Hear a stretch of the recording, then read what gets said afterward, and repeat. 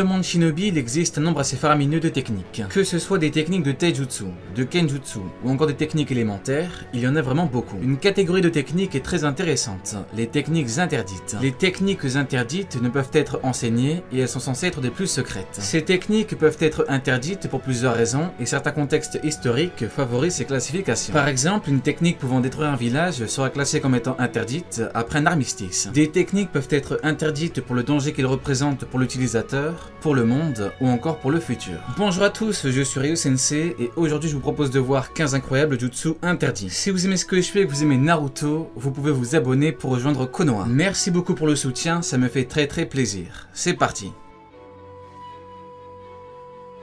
Beaucoup l'ignorent, mais le concept de maîtrise de l'argile de Deidara est un jutsu interdit. Ce jutsu permet de transmettre du chakra dans une matière. En l'occurrence, là on parle d'argile. Ce jutsu permet de faire de l'utilisateur un shinobi extrêmement dangereux à cause de sa faculté à tout faire exploser. De plus, ce jutsu fait qu'il y a une mutation du corps avec des bouches qui se forment sur le corps. Ce jutsu a permis à Deidara d'avoir un énorme niveau de puissance et d'être un excellent membre de l'Akatsuki. Au niveau des stats officielles, Deidara a 32, ce qui est par exemple supérieur à Yamato qui avait 31. On a pu voir les facultés de Deidara qui sont liés à ce jutsu durant l'attaque sur Suna. Il a littéralement fait galérer Gaara, il a failli faire exploser Suna, il a réussi à battre Gaara, le Kazekage. L'affrontement nous a montré que Gaara était digne de son poste, mais il a également montré le niveau de Deidara. Tout en sachant que d'après Deidara, Sasori lui était supérieur, la suite allait forcément être exceptionnelle. Mention spéciale à Sasuke qui a forcé Deidara à se surpasser. Le Kagebushi no Jutsu qui est la technique emblématique de Naruto. Cette technique était créée par Tobirama et elle a été classée comme étant interdite. Le Kagebushi no Jutsu est une technique bien supérieure à la simple technique Bushi no Jutsu. La technique de clone permet juste de faire des clones qui ne peuvent pas attaquer. Disons que la technique permet de tromper l'ennemi ou ce genre de choses. Le Kagebushi no Jutsu permet quant à lui de créer de véritables clones qui peuvent attaquer. Ces clones ont carrément une réserve de chakra et la seule limite est la réserve de l'utilisateur. Cette technique emblématique a permis à Naruto de gérer de gros combats et même de s'entraîner tout seul. Naruto est un véritable génie en combat qui a su profiter au maximum de ce jutsu.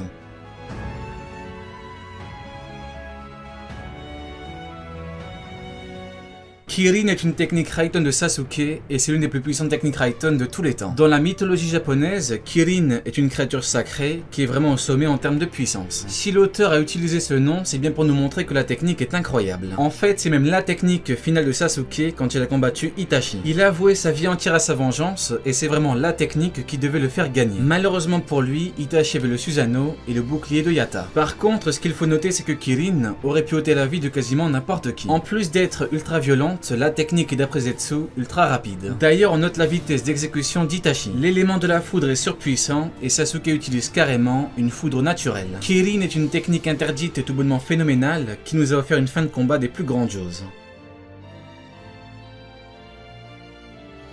Voilà une technique interdite qu'a utilisée Tsunade, la 5ème Hokage de Konoha. Création et renouveau. Elle n'a pas besoin de mudra pour que le sceau de son front se répande sur son corps. Une fois déployée, la technique lui permet à Tsunade d'encaisser des coups mortels. Cette technique lui permet de guérir de n'importe quelle attaque. Ça lui permet également d'être très dangereuse en combat. En effet, en combat, il faut être très technique si on ne veut pas se prendre un coup mortel. La 5ème Hokage n'a pas peur de ça et elle peut directement aller à l'affrontement. En fait, la technique permet un très gros avantage en combat. Cette technique est par ailleurs considérée comme étant l'ultime technique médicale du monde shinobi. Tsunade réussira à combattre le grand Madara Uchiwa qui reconnaîtra sa valeur.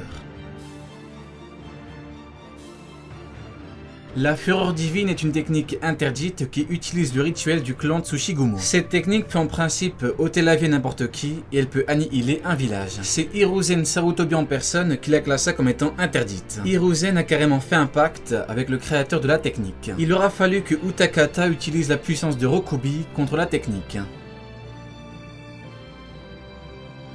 Cette technique est une technique qui a été créée par l'équipe de marionnettistes de Suna. Cette équipe était menée par Shio qui est réputé dans le domaine. Cette technique est une technique de transmission d'énergie vitale. À la base, elle a été créée pour des marionnettes, mais elle possède un dérivé des plus incroyables. En effet, elle permet de ramener à la vie une personne en échange d'un sacrifice. Nous pouvons considérer ce jutsu comme étant l'un des ultimes jutsu du monde shinobi. Utiliser une technique pour ôter la vie, c'est une chose. Utiliser une technique pour ramener la vie, c'en est une autre. Bien évidemment, le fait que la technique entraîne la mort fait qu'elle est très rare. On imagine bien qu'en conflit total, la technique pour ramener un Kage à la vie. Les Kage étant les shinobi les plus puissants, le village serait grandement avantagé. Par exemple, on sait que Mu et Gengetsu se sont entretués, donc si on imagine que l'un des deux se fait ramener à la vie avec la technique, eh bien son village serait vraiment bien. Quoi qu'il arrive, ce jutsu interdit est incroyable, et on peut remercier Shio pour Gaara. Elle faisait partie de l'ancienne génération, et elle s'est sacrifiée pour la nouvelle.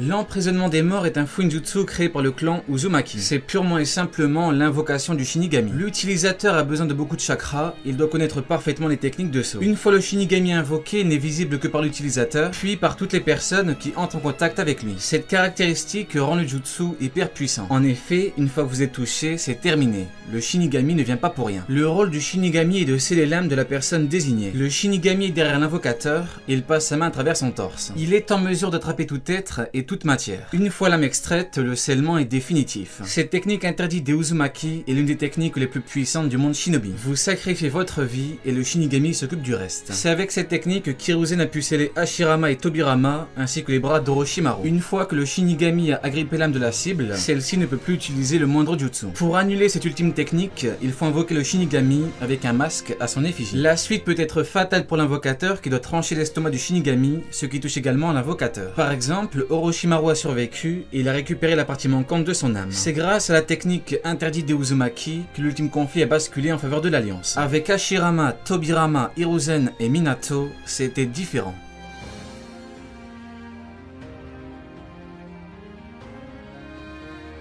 Voilà une technique secrète du village de Taki qu'utilisait Kakuzu de l'Akatsuki. Avant de quitter Taki à cause de l'histoire avec Hashirama, Kakuzu a volé la technique. Avec elle, Kakuzu était littéralement immortel. Il utilisait la technique pour prendre des cœurs, les conserver et ainsi avoir 4 vies supplémentaires. En plus de ça, cette technique interdite a une autre spécificité. En effet, Kakuzu a des masques d'animaux sur le dos qui lui donnent du chakra et qui lui permettent d'utiliser de grosses techniques élémentaires. La technique est interdite parce qu'elle rend immortel et parce qu'il faut des cœurs d'humains. Kakuzu est un grand shinobi et un membre emblématique de l'Akatsuki.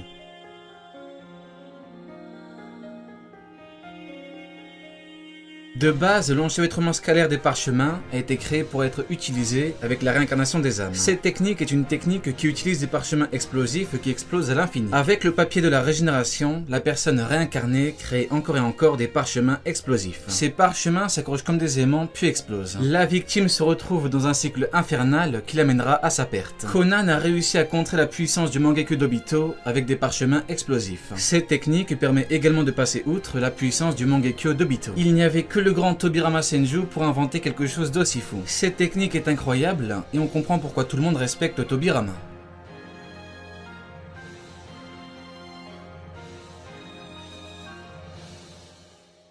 L'ouverture de la 8e porte Shimon. Cette porte a été ouverte à 2 reprises dans l'œuvre. Dans les 2 cas, c'était vraiment incroyable. Le niveau de puissance déployé est bien plus que simplement phénoménal parce qu'il faudrait carrément inventer un nouveau mot. Les 8 portes sont des points du système circulatoire du chakra. Il y a 2 portes au niveau du cerveau, 2 portes au niveau de la colonne vertébrale et une porte au niveau du cœur. L'ouverture de ces portes permet de carrément dépasser les limites du cerveau et du corps humain. La douleur est une expérience sensorielle et émotionnelle. C'est une sensation transmise par le système nerveux. Ce qu'il faut savoir, c'est que le cerveau empêche le corps humain de dépasser ses limites. C'est là que l'ouverture des portes intervient parce que les limites peuvent être dépassées. L'utilisateur se retrouve donc avec une nouvelle puissance bien plus grande. La porte qui nous intéresse ici, c'est la 8e porte, la porte de la mort. Comme son nom l'indique, l'utilisateur perd la vie après l'avoir ouverte. La première fois que la porte a été ouverte, c'est par Daimaito contre les épéistes de la brume. Les épéistes de la brume représentaient la surpuissance de Kiri et pourtant il les a exterminés. Aucun doute que Daimaito aurait battu tous les Kage ennemis de Konoha en même temps. Ça paraît fou mais la puissance déployée est juste ahurissante. On atteint un niveau de malade mental. La deuxième fois que la porte était ouverte, c'est par son fils Gaimaito contre Madara Uchiwa. Là on parle de Madara Uchiwa Jinchuriki de Jubi qui est le démon à 10 queues. Jubi c'est Kaguya et l'arbre Shinju. Jubi c'est la puissance des 9 démons à queue. Jubi c'est le démon qui a combattu Hagoromo et Amura en même temps. Le pire c'est qu'on ne parle même pas de Jubi mais d'un Jinchuriki parfait de Jubi. Madara était censé être tout puissant et pourtant Gaimaito lui a fait très mal. L'auteur considérait Madara comme étant invincible et pourtant Gaimaito a failli le vaincre. Il a failli vaincre l'invincible. C'est du jamais vu. Incroyable. Gaimaito est incroyable.